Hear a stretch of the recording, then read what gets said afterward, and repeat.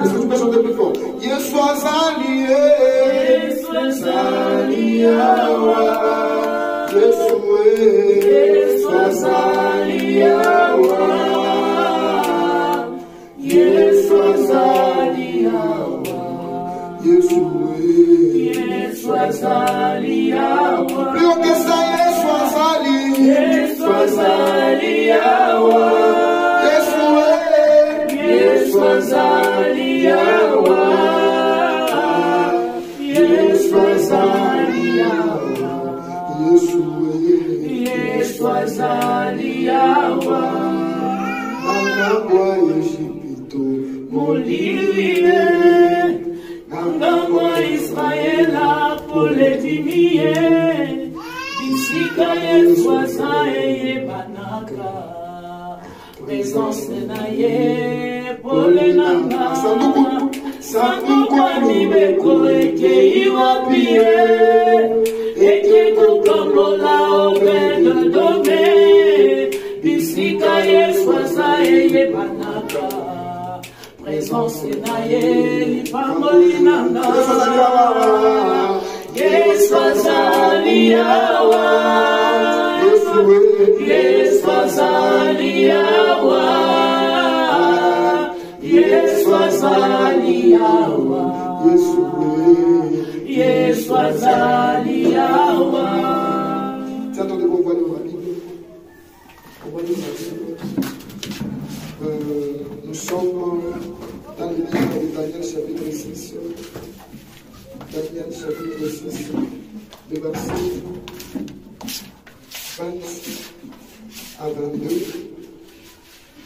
Daniel chapitre 6, le verset 20 à 22. En s'approchant de la fosse, il appela Daniel d'une voix triste. Le roi prit la parole et dit à Daniel: Daniel, serviteur de Dieu vivant, ton Dieu que tu sers avec persévérance, as-tu pu te délivrer des lions? Et Daniel dit au roi: Roi, vis éternellement. Mon Dieu a envoyé un ange et fermé la gueule des lions, qui ne m'ont fait aucun mal, parce que j'ai été trouvé innocent devant lui et devant toi non plus, ô roi. Je n'ai rien fait de mauvais. On acclame le Seigneur. Acclame le Seigneur. Acclame le Seigneur. En fait, le thème de mon message de ce soir, c'est l'importance de servir Dieu. Tu peux d'abord le répéter, l'importance de servir Dieu. L'importance de servir Dieu. Tu répètes plus haut, l'importance de servir Dieu. L'importance de servir Dieu. C'est ça le thème de mon message de ce soir. Donc, servir Dieu, en quoi ça nous est important? Est-ce que servir Dieu c'est très important ou ce n'est pas important?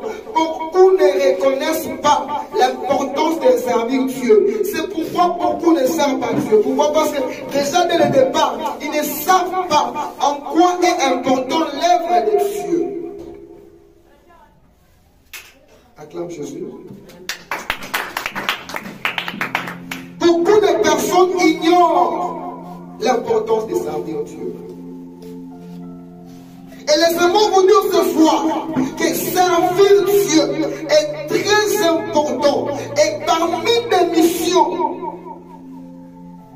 auxquelles Dieu nous a envoyés sur la terre, à part que nous puissions l'adorer, il y a aussi que nous puissions lui servir.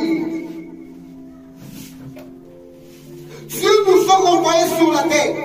Pas d'abord pour faire des enfants, pas d'abord pour travailler, pas d'abord pour avoir nos maisons, pas d'abord pour avoir tout ce que nous voyons qui frappe frappe à nos yeux. Mais il nous a créés et nous a placés sur la terre avec un objectif. Et parmi ces objectifs, il y a aussi son service, il y a aussi son œuvre. Ça veut dire lui servir aussi fait partie des missions que Dieu nous a données à accomplir sur la terre.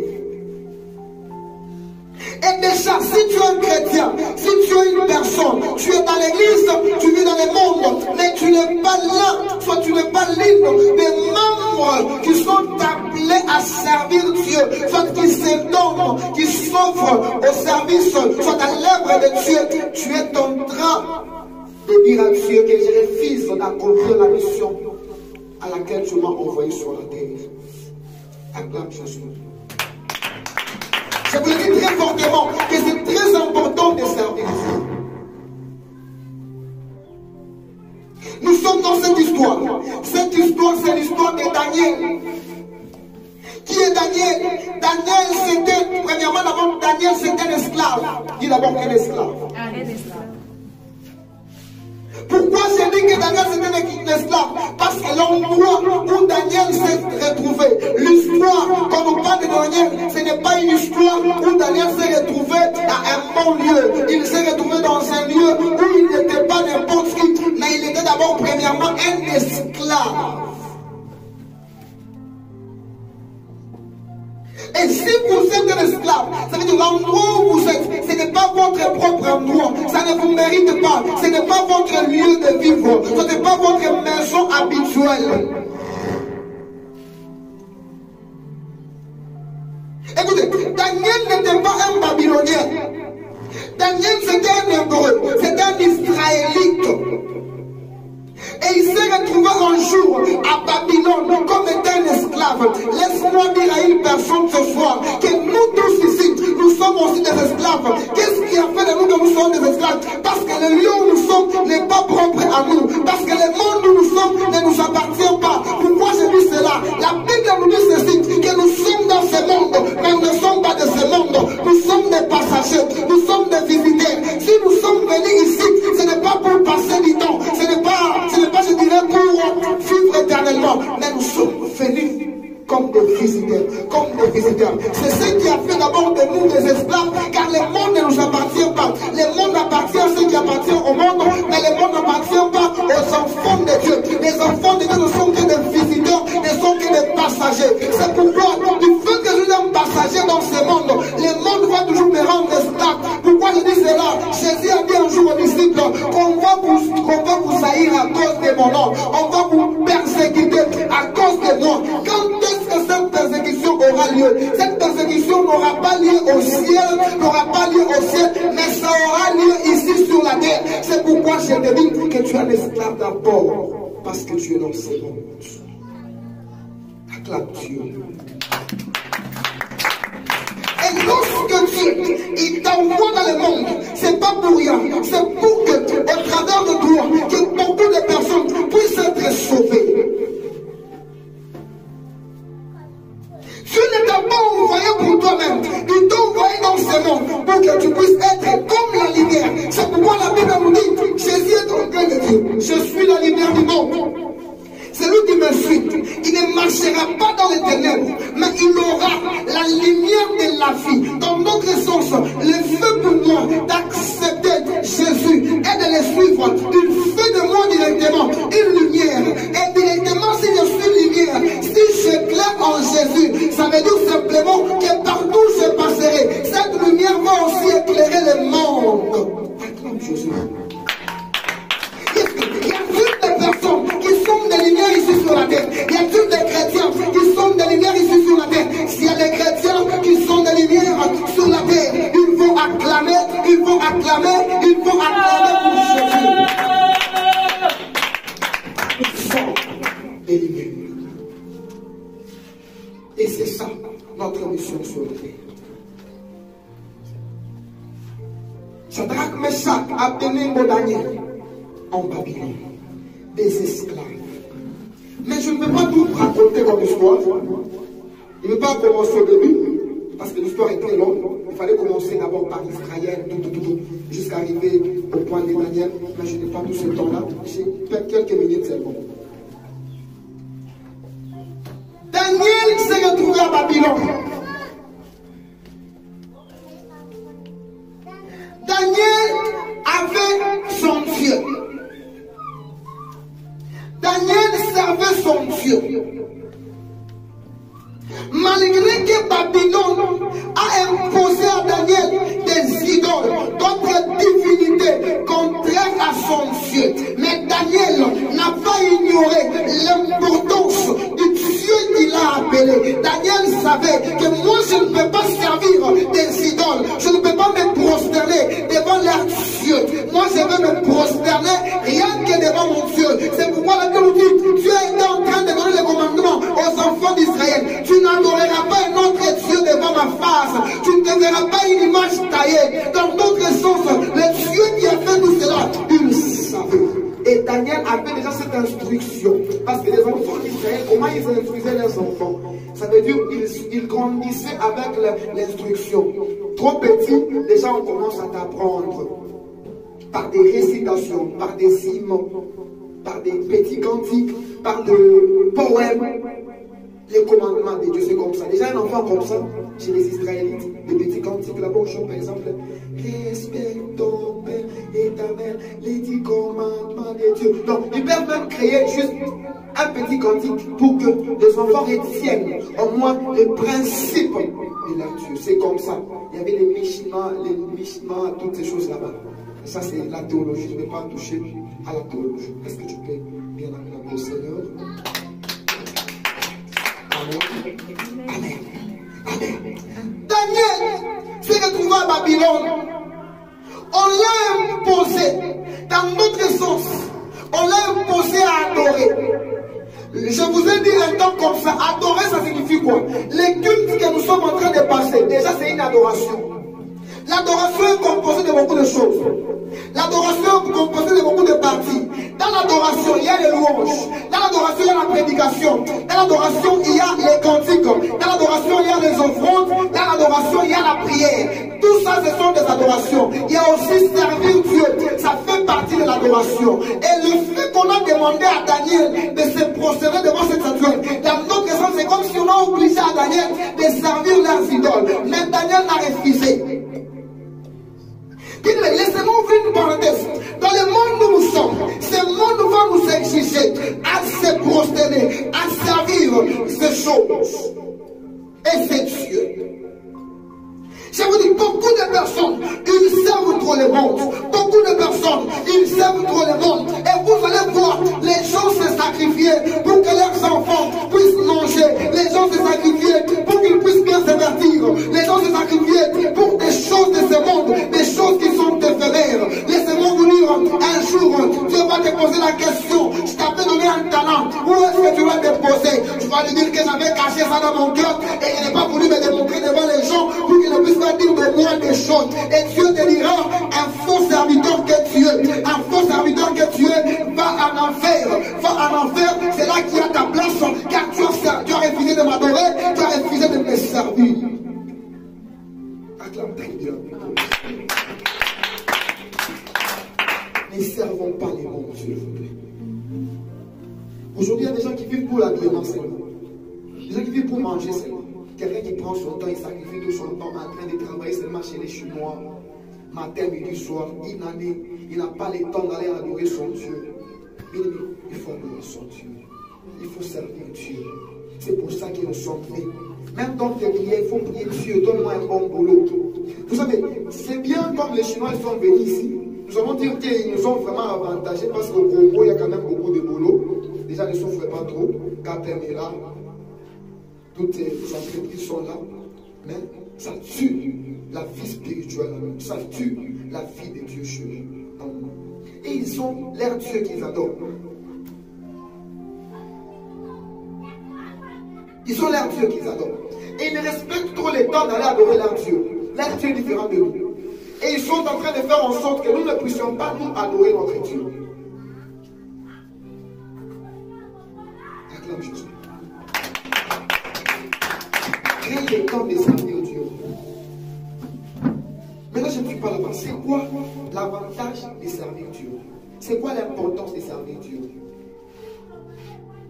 Lorsque vous servez Dieu, première importance, c'est que vous êtes dans sa présence à temps plein. C'est lui qui sert Dieu. Il est dans sa présence à temps plein.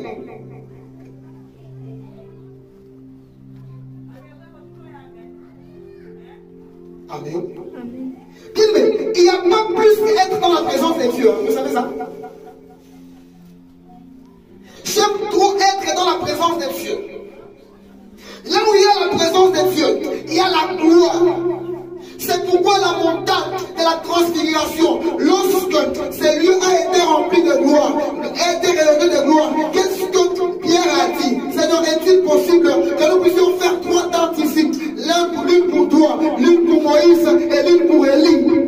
Pourquoi? Pierre s'est retrouvé que ce lieu là-bas, c'était un lieu très bon et un lieu très glorieux. Dans la présence de Dieu, continuellement, nous ne pouvons pas manquer de rien. Qu'est-ce que David dit? Je suis dans la joie lorsqu'on me dit allons dans la maison de l'Éternel. Dans notre sens, aller dans la maison de l'Éternel, c'est aller dans la présence de Dieu. Et quand tu vas dans la présence de Dieu, tu ne peux pas manquer de rien. Tu ne peux pas manquer de rien. Et celui qui prend son temps à servir Dieu, à chanter pour Dieu, à prophétiser, à prier directement, il est en temps plein dans la présence de Dieu. En temps plein dans la présence de Dieu. Beaucoup de gens ne veulent pas être dans la présence de Dieu. Mais ils veulent que Dieu puisse leur servir. Écoutez, tout celui qui sort dans la présence de Dieu, il a les risques de se perdre. Il a les risques de se perdre. Pourquoi j'ai dit ça? Il y a une personne, c'est un enfant, l'enfant qu'on appelle l'enfant prodigue. Cet enfant là-bas, il a demandé à son père de lui donner une partie de la richesse pour qu'il puisse aller vivre à côté de lui-même, pour qu'il puisse aller faire sa vie lui-même, lui seul. Et là où il était parti, du fait qu'il a quitté dans la présence de Dieu, il s'était perdu facilement. Laisse-moi te dire ce soir, lorsque tu es en dehors de la présence de Dieu, c'est possible que tu fasses l'impudicité. Lorsque tu es en dehors de la présence de Dieu, c'est possible que tu voles. Lorsque tu es en dehors de la présence de Dieu, c'est possible qu'on te fasse mal du mal. Lorsque tu es en dehors de la présence de Dieu, c'est pourquoi tu commets tout ce qu'il faut commettre. C'est pourquoi pour prier, il faut qu'on puisse te pousser. Que tu es comme une chariote. Tu es comme une chariote, il faut qu'on puisse te pousser, afin que tu puisses te donner dans la prière et à plaire à Dieu. Beaucoup se posent des questions. Pourquoi je n'arrive pas à plaire à mon Dieu? Pourquoi je n'arrive pas à marcher comme il faudra? Pourquoi je n'arrive pas à accomplir la volonté de Dieu? Laisse-moi te dire, premièrement, c'est parce que tu es en dehors de la présence de Dieu. Écoutez, la Bible nous dit que notre Dieu, c'est un Dieu saint, c'est un Dieu éternellement saint. Et du fait qu'il est un Dieu parfaitement saint, lorsque tu es aussi dans sa présence, cette présence te rend parfait. Ça te rend parfait. Et tu es près de Dieu. Impossible que tu pêches. À chaque fois que le péché viendra toquer à ta porte, tu vas dire à ce Dieu, va te dire non, ne le fais pas. Et tu auras vraiment cette lourdeur de faire le mal. Ça t'est déjà arrivé un jour, tu veux voler, tu es sous le volet. Ça t'est déjà arrivé un jour, tu veux faire l'impunité, tu te dis non, moi je suis un chrétien, moi je suis une chrétienne, moi je ne peux pas faire ça, moi je ne peux pas calomnier, moi je ne peux pas supporter qu'une personne vienne me raconter l'histoire d'une autre personne. Ça t'est déjà arrivé aussi un jour, comme ça. C'est parce que tu as temps plein dans la présence de Dieu. Et celui qui sert Dieu, il est à temps plein dans la présence de Dieu. Je peux avoir un bon amen. Amen.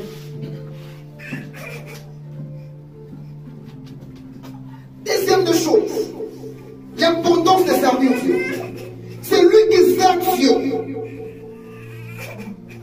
il est dans la sécurité. Dis d'abord la sécurité. Wow. Bien aimé, laissez-moi vous dire que l'œuvre de Dieu nous sécurise.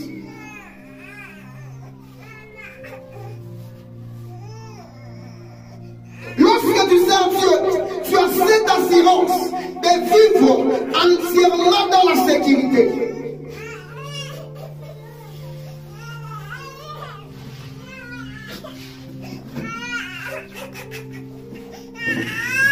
Tu as cette assurance de vivre entièrement dans la sécurité.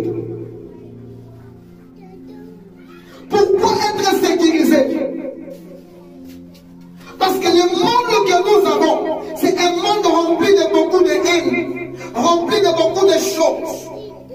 Et il y a l'adversaire, notre adversaire, le diable, qu'on appelle destructeur, qu'on appelle menteur, qu'on appelle celui qui est, il est là seulement pour détruire, il est là pour nous faire du mal. Le diable.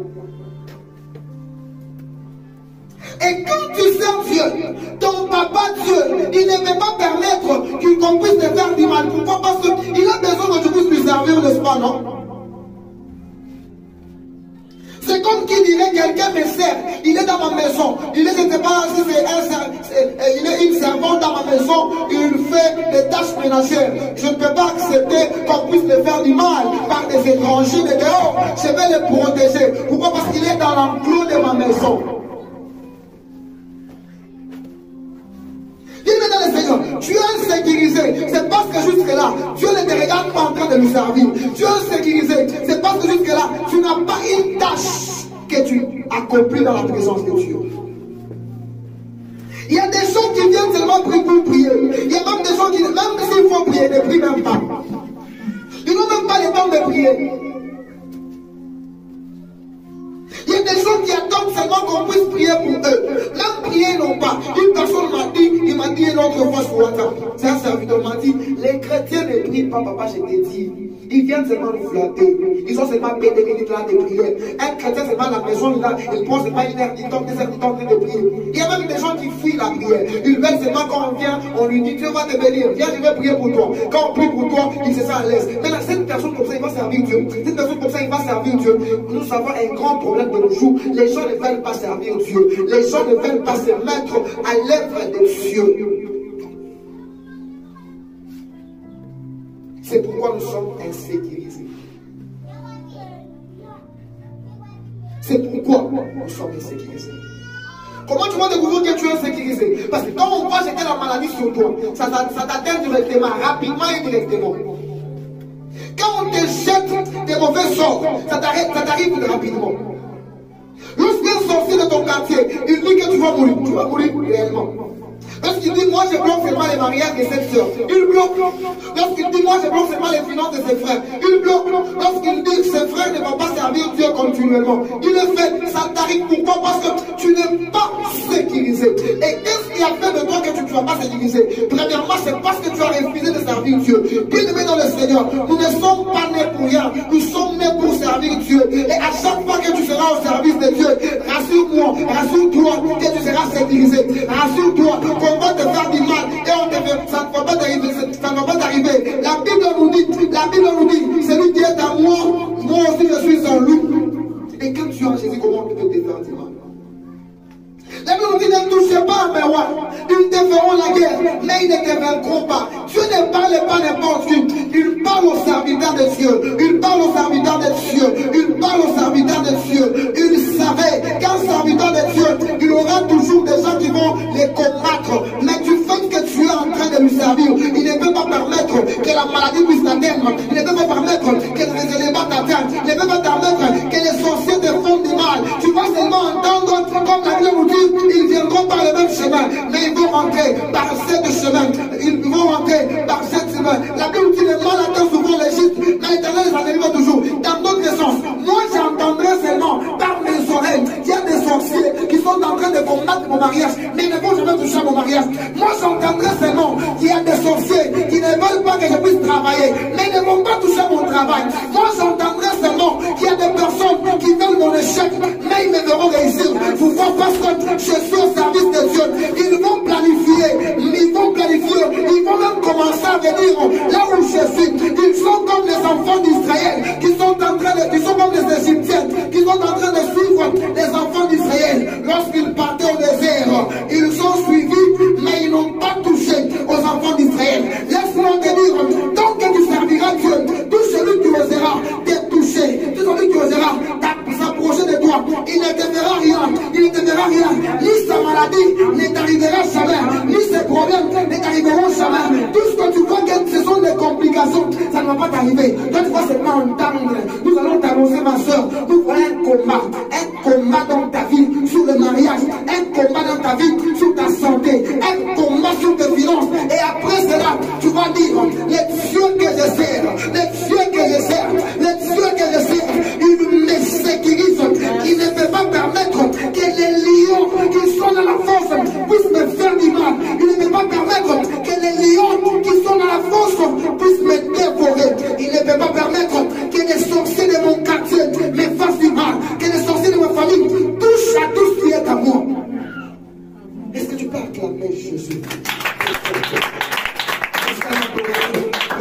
Jésus.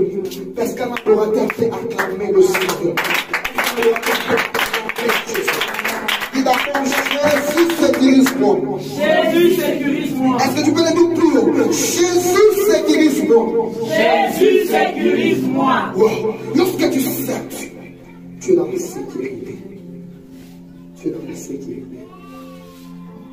Tu es dans la sécurité. La troisième des choses, c'est qu'on va s'arrêter pour prier.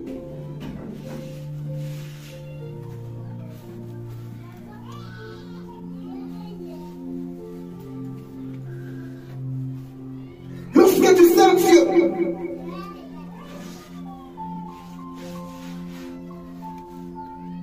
toutes les mauvaises personnes entourées à tes côtés, ils ne peuvent rien te faire.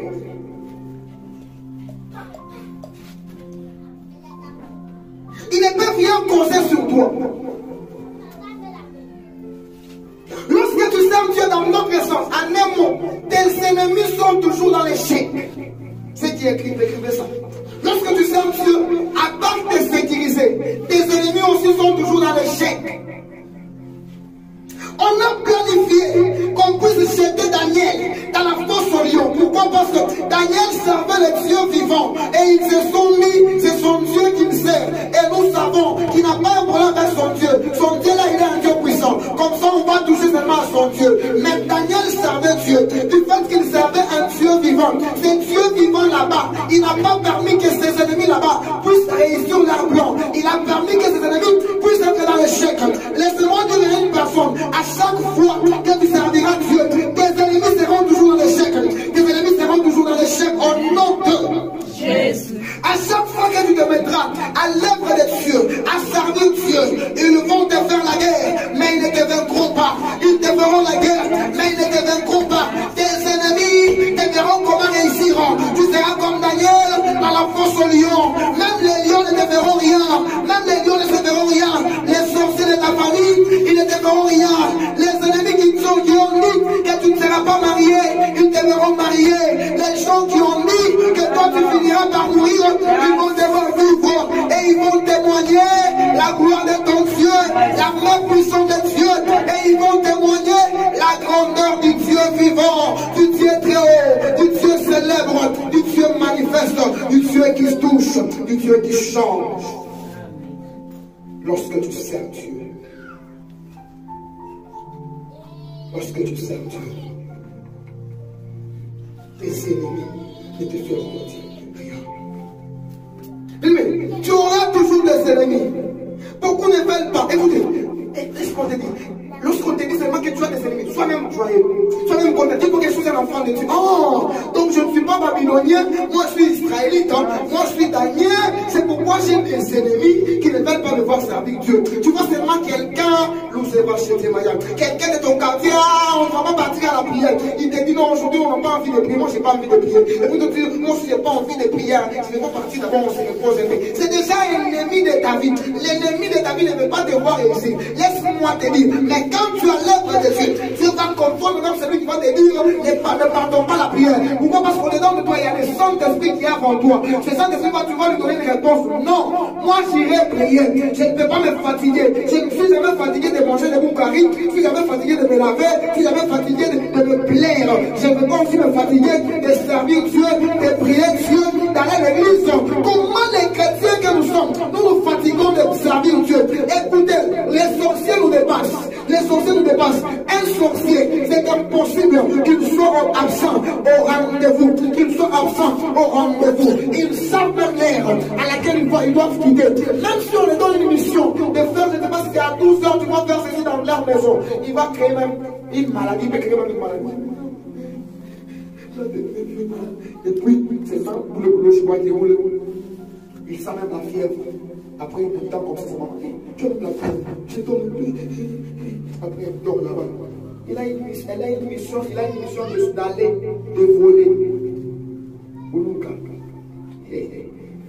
12 heures.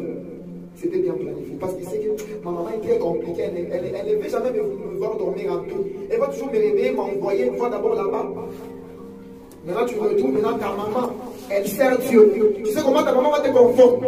Pendant que tu lui dis, hey, je me sens très mal, j'ai peur. Ta mission c'était à 12 h. Ta maman est conduite par le Saint-Esprit. 11h50, il appelle papa Eugène. Papa Eugène, venez dans notre maison. Ma fille ne se sent pas bien. Et puis on fait arriver papa Eugène là-bas, devant sa fille là-bas. Il prend sa main, il impose sur cette fille là-bas. Il commence à prier. Et la mission de cette fille va échouer. Parce qu'elle était une ennemie dans cette maison. Et directement, tu as gagné. Pourquoi? Parce que tu sers Dieu. Vous savez, l'avantage de servir Dieu encore, le servir Dieu, ça prouve à suffisance que nous avons le Saint-Esprit de Dieu en nous. Et le Saint-Esprit qui est en nous, ça nous enseigne à comment marcher, à comment vivre, à comment faire du bien.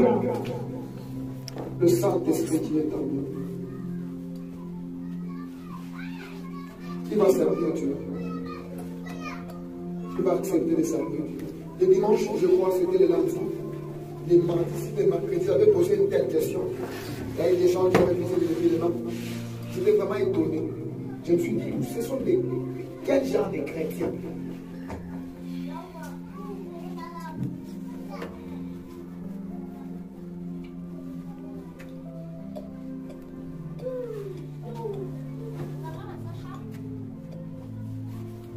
Acclame Jésus. Demain, je vais enseigner comment servir Dieu. On va servir Dieu, parce que les gens ne savent pas. Il y a différentes façons de servir Dieu. Moi, j'ai d'abord dit l'importance de servir Dieu. D'abord, de voir comment se servir. Demain, je vais donner, lorsque nous servons Dieu, comment nous pouvons le servir. Avec quoi nous pouvons le servir. Je ne vais pas servir Dieu. Moi, voilà, je ne vous trompe pas. Servir Dieu, vraiment, c'est très bien. C'est plus que toute chose sur la terre. Et ça fait partie de notre engagement qu'on a pris avec Dieu. Lorsque tu prends seulement Jésus, tu acceptes Jésus comme rédempteur et sauveur, tu deviens directement l'ouvrier dans son champ. Donc le champ est très grand. Il cherche des ouvriers, des personnes qui doivent servir, qui doivent travailler dans ces grands champs. L'église, les élus de Dieu, nous avons une grande mission. Où sont des personnes qui vont se lever pour servir Dieu? Les champs est très grand, les gens châtient. Elles étaient vraiment découragées, très courageuses. Depuis un temps, elles ont abandonné.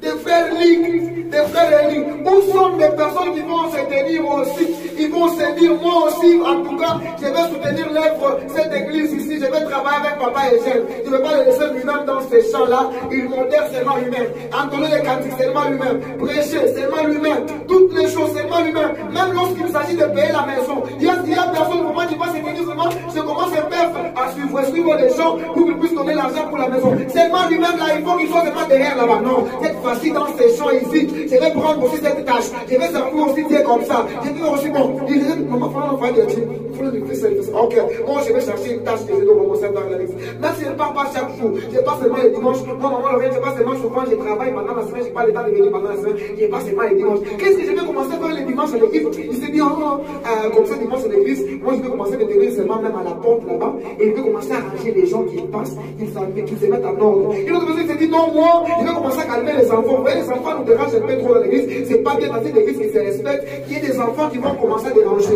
Moi, je serai là-bas comme protocole, en train de surveiller les enfants pour qu'ils puissent se taire. Et l'autre s'est dit, non, apparemment dans mon église, dans ces grands chants, il n'y a pas des gens qui chantent, il n'y a pas une chorale. Or, moi, je sais chanter et j'ai la grâce de conduire. Je vais quand même commencer avec une petite chorale, même des enfants. On va commencer à chanter avec les enfants ici, et puis ça va évoluer. Une autre personne s'est dit, oh, dans l'église, il n'y a personne là. Vraiment, il y a seulement une personne qui t'enchante. Ok, une personne qui t'enchante, ok. Moi, je vais commencer à faire, je dirais, c'est ça. Tu crées ce que tu peux faire dans l'église.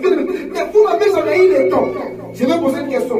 Qui d'entre nous ici, un jour, il s'est posé la question, qu'est-ce que d'abord dans mon église j'ai fait? Et qu'est-ce que je fais? Donc, qu'est-ce que je ne fais pas? Est-ce qu'il y a-t-il des choses qui vont en ordre? Même arranger les gens ici, il n'y a personne. La porte est ouverte tellement comme ça, il n'y a personne. Il y a que ma fille Chancel qui a fait vraiment quelque chose qui m'a fait du bien l'autre fois. Elle est partie en visite. Hier, moi, elle m'a dit, papa, je vais partir visiter les gens. C'est ça. Tu regardes que les gens ne viennent plus à l'église. Bon, c'est très seulement. un boulot, je vais commencer à travailler, je pars en visite là-bas, je pars visiter les gens pour qu'ils puissent venir encore. Donc, c'est ça servir Dieu. Toi, tu n'as jamais eu le temps, il regarde seulement dans cette église, qu'est-ce qui ne va pas, qu'est-ce que je peux faire? Est-ce que tu t'es déjà posé cette question, Élie, un jour, qu'est-ce que je peux faire dans l'église? Mais pour la plupart, c'est l'œuvre de l'Éternel, ton Dieu, qui te verra quoi? Qui te bénira. Tant que tu ne sers pas Dieu, tu es en dehors de la bénédiction, tu es loin de la bénédiction. Mais toi, tu viens seulement ici, tu penses que la bénédiction viendra seulement comme ça. Tu viens ici seulement, on prie pour toi, tu auras le mariage, amen, je reçois. Tu auras le travail, amen, je reçois. Tu auras, je ne sais pas ceci, amen, je reçois. Mais tu n'as pas ce que tu veux, comment notre Dieu peut te bénir. Nous avons notre Dieu. Notre Dieu, pour qu'il puisse te bénir, il a besoin de devoir travailler. Tu es comme un ouvrier. L'ouvrier mérite un salaire. Toi, tu n'es pas un ouvrier, comment tu peux avoir un salaire? Toi, tu es seulement un spectateur, tu es seulement quelqu'un là qui est en train de regarder.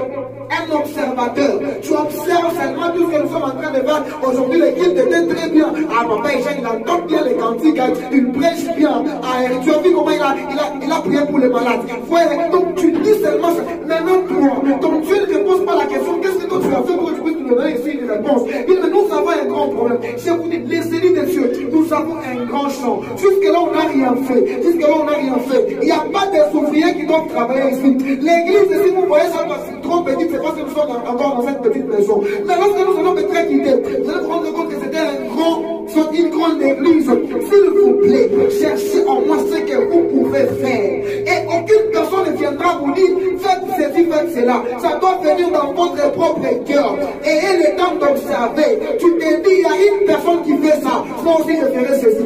Si l'autre donne de loin à l'église, alors moi, je vais commencer à payer seulement le mouchoir. Moi, je vais commencer à aller même la fête, je te vais arranger si l'église soit propre. Il faut commencer à payer même des parfums, ces parfums dans l'église pour que l'église puisse s'autonomer un bon odeur là-bas. Donc tu te dis au moins qu'est-ce que je peux faire? Moi, fille qui dans cette église, la bénédiction que vous cherchez, vous la cherchez comment? Vous cherchez la bénédiction en dehors de la volonté de Dieu, en dehors de la saisie de Dieu. Lorsque vous cherchez la bénédiction, ma chose selon la parole. Cette bénédiction, pour l'avoir, il y a toujours un principe à suivre. Il y a toujours un chemin à suivre. Pour que Dieu puisse bénir Abraham, ce n'était pas facile. Dieu lui a d'abord orienté. Il lui a d'abord donné une condition. Après cette condition, Abraham devait venir recevoir cette bénédiction. Tant qu'Abraham n'avait pas respecté cette condition, Abraham ne devait pas aussi être béni. Laisse-moi te dire ceci, que Dieu ne peut pas te bénir tant que tu ne respectes pas sa condition. Tant que tu ne respectes pas ce que la Bible nous dit. Et j'aime trop la Bible. La Bible reste la Bible. Et la Bible ne peut pas changer. C'est la parole de Dieu. Ça ne peut pas changer. Tout va changer, mais la parole de Dieu ne changera jamais. Si la parole de Dieu dit que l'ouvrier mérite un salaire, quand tu n'es pas ouvrier, tu n'auras pas un salaire. Si la parole de Dieu nous dit, c'est l'œuvre de Dieu qui te bénira. Quand tu ne sers pas Dieu, comment tu seras béni? Tu ne seras pas béni. S'il vous plaît, cherchez quoi vous allez faire dans l'église. Cherchez quoi vous allez construire. Cherchez quoi vous allez... Occupez-vous de quelque chose. L'église, il y a beaucoup de choses à faire. Vous savez que moi, j'arrange bien souvent mon balai pour l'acheter dans un carré. J'ai dit souvent ça. Moi, j'arrange des chaises ici. Si vous trouvez ça, moi, je fais l'église propre, vous êtes dans la colopa. Après le colopa, je prends mes temps, ça va pas. Vous voyez, on a capable de faire un gala, c'est moi qui fais ça. C'est moi, je prends le mouchoir, j'arrange, je mets ici les ventes, tout va esthétique, comment propriété, comment faire bien. Je me dis, je sers Dieu. Il n'y a pas de personnes qui pensent comme moi. Et beaucoup, quand on a dit, je sais toujours à Dieu, ça me même, Dieu, je n'ai pas d'argent, donne-moi un peu d'argent, après ça va faire ça. Et je veux commencer à prendre Dieu, soit lundi, seulement comme ça. Dieu me bénit, me donne seulement quelque chose. Toi, tu vas commencer seulement à prêcher. Il y a même des serves qui sont très proches ici, là-bas. Même pour faire des choses dans l'église, c'est difficile. Les champs est très grand. Mais vous cherchez quelque chose de Dieu. Tu dis, mais moi, je serais tellement béni. J'aurais beaucoup d'argent. Maïsé, à moi, il y a beaucoup de filles de l'État. Il m'a dit, il y a ma tête, combien de temps va vie. Beaucoup de temps va bien, c'est comment on peut dire, hein.